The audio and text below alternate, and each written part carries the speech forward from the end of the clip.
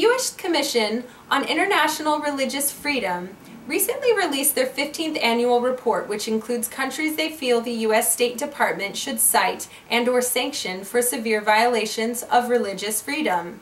For the past 8 years, the same 8 countries, Burma, China, Eritrea, Iran, North Korea, Saudi Arabia, Sudan, and Uzbekistan, have been listed as countries of particular concern, or CPCs, by the federal government. However, the Commission feels the list should be doubled. As the report notes, the past 10 years have seen a worsening of the already poor religious freedom environment in Pakistan, a continued dearth of religious freedom in Turkmenistan, backsliding in Vietnam, rising violations in Egypt, before and after the Arab Spring, and Syria's descent into the sectarian civil war, with all sides perpetrating egregious religious freedom violations. Yet no new countries have been added to the State Department CPC list. The Commission urges the government to add these nations to the list of CPCs along with Iraq, Nigeria, and Tajikistan. In November of last year, Israel's military department, the IDF, decided to allow women to work as kashrut, or Jewish dietary law inspectors.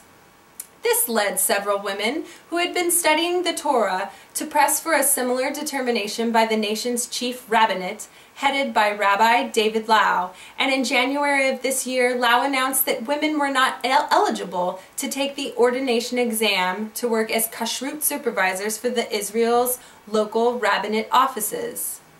Following that decision, a national women's rights organization called Amuna filed a petition with the Israeli High Court, which overruled the rabbinate, opening the door for 9 women to take the test, said Amuna, chairwoman Leora Minka. There is no doubt that our achievement carries a historical meaning. We opened a window, and through it thousands of observant women will find respectable and important employment in the coming years. This was a required move, and it's a shame that we had to wage a public and legal battle in order to reach this very natural and obvious outcome. In 2009, Rabbi Iser Klonsky learned that Nurit Melamed, a local dance instructor in Jerusalem's Givat Mordecai neighborhood, had once had a romantic relationship with another woman. Klonsky then took it upon himself to distribute posters which read in part, "I have come to caution, warn and inform the women of Givat Mordecai and other places against attending these classes. No woman, married or single, young or old, must set foot there. It is absolutely forbidden." After the posters went up, Melamed saw a substantial decline in participation in her classes, and the venue she had contracted with broke their lease and barred her from holding the classes on their property. Melamed sued, but Jerusalem's magistrate's court found against her, deciding that the rabbi had acted in good faith.